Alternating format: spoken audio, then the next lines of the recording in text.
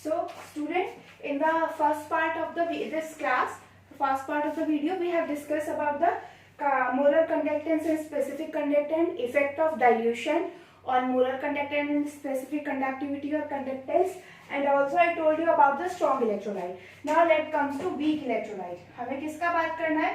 Weak electrolyte के बारे में बात करनी है. What happened to the conductance of molar conductance of weak electrolyte? Okay, as you all know, weak electrolyte are those which will not completely dissociate into ions. It means इसमें क्या होता है? Partial dissociation of ions होगा इस तरीके से. Now, if you recall about the equilibrium, तो हमने वहाँ पढ़ा था alpha, that is degree of dissociation. Degree of dissociation increases on dilution. Increases on dilution. ये किस वजह से होता है? ये इस वजह से होता है. As you all know, अगर आप एसिटिक एसिड को कंसिडर कर देते हो, the charge on acetate ion is delta negative, charge on H ion is delta positive. जब ये कंप्लीटली अलग हो जाएंगे तो पूरा चार्ज आएगा, अदरवाइज क्या रहता है? Partial charge. अब वाटर क्या करता है? वाटर भी पोलर नेचर में होता है. Water is also plus minus ion, तो वो प्लस माइनस वाटर का प्लस पॉजिटिव पार्ट इसको अपनी तरफ अट्रैक्ट करेगा, वाटर का नेगेटिव पार्ट इसको अपनी तरफ अट्रैक्ट करेगा, और ये क्या हो जाएगा? Break down. So because of dilution it means you are continue adding more and more water and its degree of dissociation will increase. Degree of dissociation का मतलब क्या है? इसका आयनाइजेशन इंक्रीज होगा, मींस नंबर ऑफ आयंस क्या होंगे? Increase. So number of ions क्या होते हैं? इंक्रीज होते हैं, और नंबर ऑफ आयंस इंक्रीज हो रहे हैं. और उसके साथ साथ हमने पढ़ा था अभी स्ट्रॉन्ग में कि जब आप डाइल्यूशन करते हो तो स्पेस इंक्रीज होता है. And that's why by increasing the space increase होने की वजह से वहां पर आपका क्या भी इंक्रीज होगा? Mobility. Number of ion increase होते हैं, मोबिलिटी भी इंक्रीज होती है.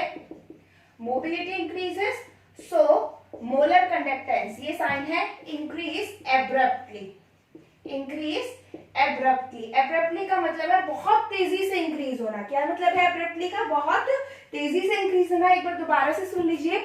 In case of strong electrolyte, ions already सारे डिसोसिएट हैं, सिर्फ डाइल्यूशन करने पर वो दूर दूर होते हैं. मैंने आपको शुगर और वाटर वाला एक एग्जांपल बताया था कि अगर आप 2 स्पून शुगर को 1 ग्लास वाटर में डिसॉल्व करते हो, तो जब आप 1 ग्लास वाटर में डिसॉल्व करोगे उसे टेस्ट करो, और उस सॉल्यूशन में 1 ग्लास वाटर और ऐड करके बाद में उसे टेस्ट करो, तो दोनों के टेस्ट में डिफरेंट आता है या नहीं आता?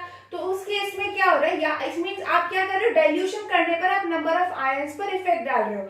स्ट्रॉन्ग इलेक्ट्रोलाइट में क्या होता है? स्ट्रॉन्ग इलेक्ट्रोलाइट के केस में already the electrolyte is completely dissociated, तो आयंस में कोई चेंज नहीं होगा, बस वो आयंस क्या हो जाएंगे? दूर दूर डिसोसिएट हो जाएंगे. जैसे शुगर सॉल्यूशन का टेस्ट चेंज होता है तब आप उसमें ज्यादा वाटर ऐड करते हो, क्योंकि पहले कम पानी में शुगर मॉलिक्यूल्स को स्प्रेड होना था, अब ज्यादा वाटर में होना है. इन द सेम वे जब आप डाइल्यूशन करते हो तो आयंस क्या होते हैं? दूर दूर होते हैं, जिसकी वजह से उनकी अट्रैक्शन कम होता है, उनकी मोबिलिटी क्या होती है? इंक्रीज. लेकिन वीक इलेक्ट्रोलाइट के केस में 2 चीजें हुई है. डाइल्यूशन करने पर डिग्री ऑफ डिसोसिएशन भी इंक्रीज हुआ, मींस आपके आयंस भी इंक्रीज हुआ है, and also your mobility will increase. तो ये आपका हो गया वीक इलेक्ट्रोलाइट का केस. अब हम इसे एक ग्राफ से समझते हैं. That is given by Ostwald. Ostwald ने इक्वेशन दी थी, ऑस्टवाल्ड डाइल्यूशन लॉ हम इसे कहते हैं. As the name was I think not in your NCERT, but equation है. ऑस्टवाल्ड डाइल्यूशन लॉ की एक इक्वेशन थी. पहले आपको ये समझ लेना, हमेशा अगर क्वेश्चन इस तरीके से पूछा जाए, why there is a sharp increase in the conductivity of weak electrolyte as compare to strong electrolyte, तो वीक के केस में आप क्या बताओगे? डाइल्यूशन पे नंबर ऑफ आयंस भी इंक्रीज होते हैं, उसके साथ साथ मोबिलिटी भी इंक्रीज होती है. That's why there is a sharp increase in molar conductivity of weak. लेकिन एक चीज हमेशा याद रखना, चाहे वीक की कितनी ही ज्यादा हो, लेकिन वो हमेशा स्ट्रॉन्ग से क्या रहेगी? कम. मैं अभी ग्राफिकल के थ्रू समझाती हूँ. ऑस्टवाल्ड डाइल्यूशन लॉ की इक्वेशन है molar conductivity is equals to molar conductivity at infinite dilution A root C. A यहाँ पर आपका कांस्टेंट है. That will depend on electrolyte. ये किस पे डिपेंड करेगा? सिर्फ इलेक्ट्रोलाइट पे डिपेंड करेगा. रूट सी अंडर रूट सी, सी मतलब सी की power half, that is your concentration. ये एक नई टर्म यहाँ पे इंट्रोड्यूस हुई है, डेल्टा एम नॉट. ये क्या होता है? नॉट लगा दिया मैंने, जो मोलर कंडक्टिविटी के साइन है उसके ऊपर नॉट लगा दिया है. It means molar conductivity at infinite dilution. क्या मतलब है इसका? Molar conductivity at infinite dilution. Infinite dilution या फिर हम इसको क्या भी बोलते हैं? Limiting molar conductivity. It is also known to be as limiting molar conductivity. Molar conductivity and infinite dilution. Infinite dilution, what do you mean by infinite dilution? Means maximum extent तक आप डाइल्यूशन कर सकते हो, ये minimum concentration. Bye dilution करने पर concentration decrease होती है. इट मीन्स एक वो कंसंट्रेशन आ जाना जिसके बाद मोलर कंडक्टिविटी में आपको कोई इंक्रीज मिले ना. जैसे सपोज करो किसी भी कंपाउंड की मोलर कंडक्टिविटी 150 है, किसी भी इलेक्ट्रोलाइट की, आप उसको डाइल्यूशन करते जा रहे हो, वो 200 पे पहुंच गया डाइल्यूशन करने पर. अब 200 के बाद आप फिर से डाइल्यूशन कर रहे हो लेकिन उसमें कोई चेंज नहीं आ रहा, तो that 200 is known to be limiting molar conductivity. तो वो आपकी लिमिटिंग मोलर कंडक्टिविटी हो गई डेल्टा एम नॉट. ये हो गया ए सी. इस इक्वेशन को कंपेयर करो स्ट्रेट लाइन की equation y is equals to mx plus c. तो ये जो आपका ये वाला जो टर्म है ये हो गया, और ये जो c है ये किसके इक्वल हो गया? इंटरसेप्ट. यानी अगर आप इसे स्ट्रेट लाइन को ड्रॉ करो, ये स्ट्रॉन्ग इलेक्ट्रोलाइट के लिए थी ये वाली इक्वेशन ऑक्सफोर्ड डाइल्यूशन लॉ की, कि अगर आप इसे ड्रॉ करो तो आपको एक स्ट्रेट लाइन मिलेगी और डेल्टा एम नॉट आपका इंटरसेप्ट होगा, ए आपका स्लोप होगा, रूट सी आपकी क्या होगी? कंसंट्रेशन. चलिए अब हम ग्राफ प्लॉट करते हैं इसका. इस इक्वेशन के अकॉर्डिंग हम ग्राफ प्लॉट करेंगे. इक्वेशन है हमारी माइनस ए रूट सी. ठीक है, इस इक्वेशन के अकॉर्डिंग मैं ग्राफ प्लॉट करती हूँ. This is root C and this is delta M. इधर प्लॉट कर रहे हैं हम इसको. ऑब्वियस सी बात है मैं यहाँ से प्लॉट करना स्टार्ट करूंगी क्योंकि कंसंट्रेशन इधर ज्यादा है, ऐसे इधर आ रहे हो तो कंसंट्रेशन डिक्रीज हो रही है. तो आप लाइन को प्लॉट करना स्टार्ट करो. मैंने कंसंट्रेशन डिक्रीज की तो मेरी मोलर कंडक्टिविटी क्या होती चली जाएगी? Increase. It is a kind of straight line. मैंने दिखाने के लिए आपको इस तरीके से बनाई. ये क्या है? आपकी स्ट्रेट लाइन है. अब क्या करो, कई बार ऐसा होता है कि हम जब एक्सपेरिमेंट करते हैं तो हमें इंक्रीज होता मिलता चला जाता है. ठीक है, ये नहीं है कि रुक गया. तो हम क्या करते हैं, हम अपनी लिमिटिंग मोलर कंडक्टिविटी को फाइंड आउट करने के लिए हम एक्सपेरिमेंट ला करके हम इस ग्राफ का यूज करते हैं. We will not find out that experimentally. हम क्या करेंगे? ग्राफ का यूज करेंगे. ग्राफ का यूज कैसे? आपने मैथमेटिक्स में पढ़ा होगा. हम इस लाइन को क्या करेंगे? एक्स्ट्रापोलेट करेंगे. स्ट्रेट लाइन है तो मैंने इसे क्या किया? एक्स्ट्रापोलेट कर दिया. इस स्ट्रेट लाइन को एक्स्ट्रापोलेट किया तो यहाँ पर मुझे क्या मिल गया? Limiting molar conductivity for strong electrolyte, because this law, ये जो आपका है, ये जो आपका इक्वेशन है that is for strong electrolyte and not for the week electrolyte. तो स्ट्रॉन्ग इलेक्ट्रोलाइट के लिए हमें ग्राफ मिल गया. उसने पहले ऑस्ट्रॉन ने स्ट्रॉन्ग के लिए किया था, स्ट्रेट लाइन मिली, इस लाइन को एक्स्ट्रापोलेट किया, then we will get the limiting molar conductivity. उसके बाद इसने इसी इक्वेशन का यूज किया to draw the graph for weak electrolyte. अब उसने वीक इलेक्ट्रोलाइट का जब ग्राफ उसने ड्रॉ किया तो वीक इलेक्ट्रोलाइट का ग्राफ जब उसने ड्रॉ किया तो वो इस तरीके से हमें कर्व की फॉर्म में मिला. This is for strong electrolyte. मैं यहाँ से ब्लैक से कर दूं. This is for strong electrolyte, strong electrolyte. अब चलिए आगे चलते हैं. वीक के लिए जब हमने ग्राफ बनाया तो वीक के लिए मेरा ग्राफ इस तरीके से आया. अब जरा वीक का देखेगा बेटा. This is V1 for weak electrolyte, this is for weak electrolyte. एक तो स्ट्रेट लाइन नहीं है. ठीक है, दूसरी चीज, एक पर्टिकुलर कंसेंट्रेशन पे जाके आप देखो, यहां वाली कंसेंट्रेशन पे जाके ये वाली जो लाइन है ये क्या हो गई? पैरेलल हो गई. किसके? y एक्सिस की क्या हो गई है? पैरेलल. आप देख सकते हो. पहली चीज तो इसका इंक्रीज देखो, इसका इंक्रीज बहुत ज्यादा आ रहा है. क्या आ रहा है? इसका इंक्रीज बहुत ज्यादा. जो स्ट्रॉन्ग इलेक्ट्रोलाइट है वो धीरे धीरे इंक्रीज हो रहा है, और वीक इलेक्ट्रोलाइट में देखो पहले जरा सा और एकदम से देखिए कितना शार्प चेंज आया. दिख रहा है आपको कर्व से शार्प चेंज? और इसमें क्या किया था? ग्रेजुअल. आप समझ लीजिए कि अगर स्ट्रॉन्ग इलेक्ट्रोलाइट की मैं बात करूं, एग्जांपल के लिए मैं कह रही हूं, वो पहले मोलर कंडक्टिविटी 1 से 2, 2 से 3, 3 से 4, 4 से 5, 5 से 6 इस तरीके से आ रही है. लेकिन वीक इलेक्ट्रोलाइट के लिए क्या होगा? 1 से 2 गई होगी और 2 से सीधा 7 और 8 लिख दो. 2 से सीधा कहां चली गई होगी? 6. मतलब इतना शार्प चेंज आया है. स्ट्रॉन्ग इलेक्ट्रोलाइट की कंडक्टेंस क्यों होती है? वो ग्रेजुअली इंक्रीज होती है because only the mobility will effect. लेकिन वीक की क्या होती है? बहुत एकदम से शार्प इंक्रीज आता है. It is because the number of ion also increases along with the mobility. तो अब सबसे पहली चीज, वीक इलेक्ट्रोलाइट में एक शार्प इंक्रीज आता है क्योंकि आयन के नंबर ऑफ आयन्स इंक्रीज होते हैं. दूसरा, आप वीक इलेक्ट्रोलाइट के लिए कभी भी लिमिटिंग मोलर कंडक्टिविटी ग्राफ से फाइंड आउट नहीं कर सकते। ग्राफ से हम क्यों नहीं फाइंड आउट कर सकते, ग्राफिकली इसलिए नहीं कर सकते बिकॉज एक लिमिट पर जाके जब आपने इनफाइनाइट डाइल्यूशन कर दिया होगा उसका, तो जो आपका जो ग्राफ है वो वाई एक्सिस के पैरेलल आ जाता है, and so that's why we are not able to find out the limiting molar conductivity for weak electrolyte by using this equation. So I hope that this is clear to you. कि अभी तक हमने क्या पढ़ा, अभी तक हमने dilution का इफेक्ट पढ़ा है कंडक्टिविटी और मोलर कंडक्टिविटी पे। उसके अलावा हमने फिर मोलर कंडक्टिविटी का इफेक्ट देखा है और मोलर कंडक्टिविटी पर इफेक्ट देखा है वीक और स्ट्रॉन्ग इलेक्ट्रोलाइट का। दोनों की इंक्रीज होती है लेकिन वीक में शार्प चेंज आता है। दूसरी एक बात और याद रखने वाली है, वीक में चाहे कितना ही शार्प चेंज आए उसकी हमेशा लिमिटिंग मोलर उसकी जो कंडक्टिविटी है मोलर कंडक्टेंस हमेशा स्ट्रॉन्ग से कम ही रहेगी। आप यहाँ देख लीजिए, अगर सपोज करो स्ट्रॉन्ग की 1 से 8 जा रही है मैक्सिमम, तो वीक की मैक्सिमम 1 to 6 ही जाएगी या 7 जाएगी।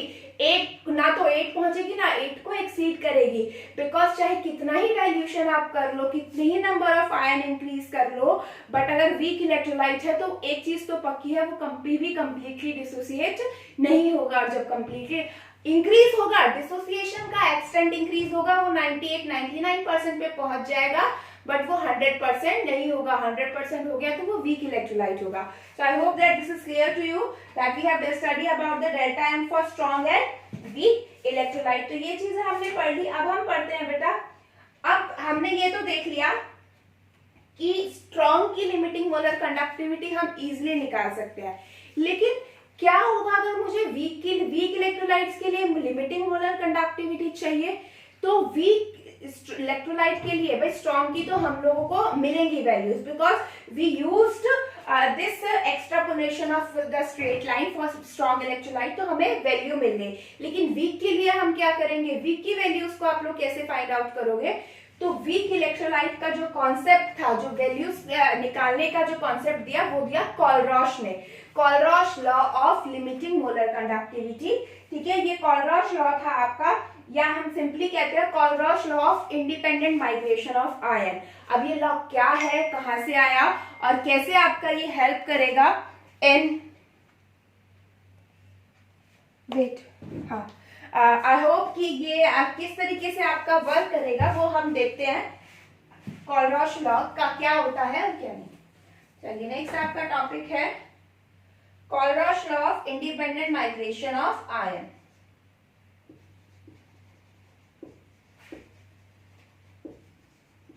Independent migration of ion.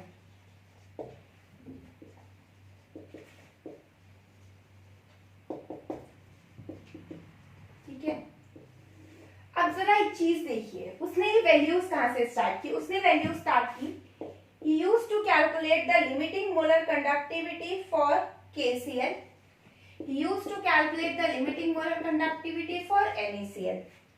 ठीक है, उसके बाद उसने लिमिटिंग मोलर कंडक्टिविटी आपकी कैलकुलेट की KCl के लिए, NaCl के लिए। उसके बाद उसने कैलकुलेट की limiting molar conductivity for KBr, और उसके बाद उसने कैलकुलेट की limiting molar conductivity for KCl। ठीक है, ये सारी वैल्यूज है जो उसने कैलकुलेट की लिमिटिंग मोलर कंडक्टिविटी की। अब उन वैल्यूज से इसे क्या मिला?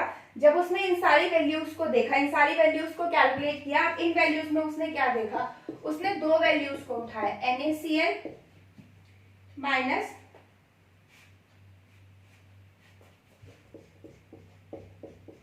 या आप KCl ले लीजिए,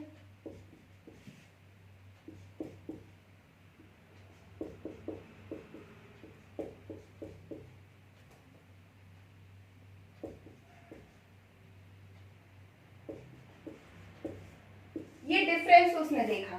उसने limiting molar conductivity of sodium chloride और limiting molar conductivity for potassium bromide. ठीक है, उसके अलावा limiting molar conductivity of sodium bromide and limiting molar conductivity of sodium chloride, sorry sodium chloride आएगा यहाँ, NaCl, और यहाँ पर NaBr।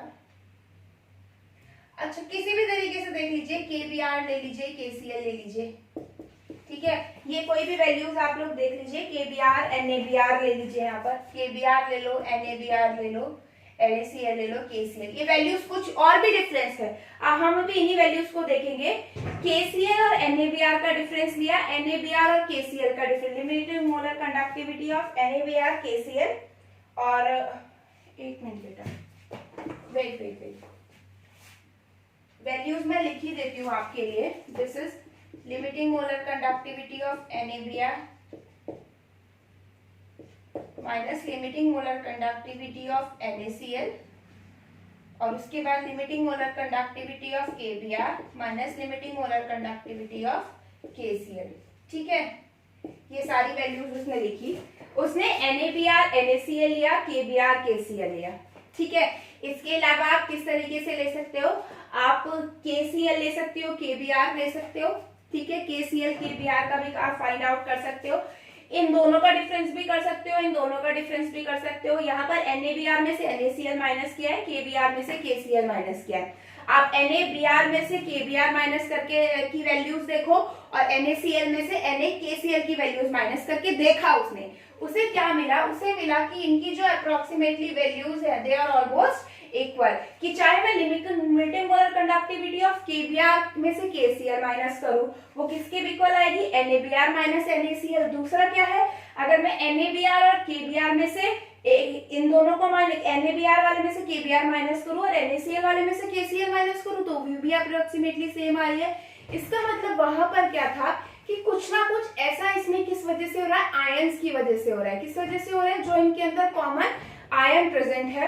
और सिर्फ ये चाहे बात आप ध्यान रखो या ना रखो, आपको मेन कॉलरॉश लॉ याद रखना है। कॉलरॉश लॉ ने क्या कहा, कॉलरॉश ने कहा जब आप इनफाइनाइट डाइल्यूशन की बात करते हो, किसकी बात करते हो आप, इनफाइनाइट डाइल्यूशन की, तो जो आपका इलेक्ट्रोलाइट होगा जिसमें आयंस प्रेजेंट है, कोई भी आपने इलेक्ट्रोलाइट लिया है जिसमें आयंस प्रेजेंट है, अगर आप इनफाइनाइट डाइल्यूशन की बात करोगे तो इनफाइनाइट डाइल्यूशन पे आप एक चीज तो सोच ही सकते हो, इनफाइनाइट डाइल्यूशन में इन दोनों आयंस के बीच में कोई अट्रैक्शन नहीं रहेगा, बहुत मिनिमम अट्रैक्शन होगा भी तो, क्योंकि पानी ज्यादा हो गया है, डाइल्यूशन बहुत ज्यादा हो गया, तो आयंस को ज्यादा स्पेस मिलेगा। इट मींस अगर पहले ये थे तो इनफाइनाइट डाइल्यूशन पे, एट इनफाइनाइट डाइल्यूशन पे Na पॉजिटिव और Cl माइनस के बीच में, या जो कोई भी इलेक्ट्रोलाइट है, कोई भी आयन है, वो बहुत दूर होंगे, और हम ये कह सकते हैं they will independent, they will move migrate independently, मतलब एक दूसरे के इफेक्ट के बिना। भाई यहाँ तो पॉजिटिव नेगेटिव पास पास थे तो एक दूसरे को इफेक्ट कर रहे थे,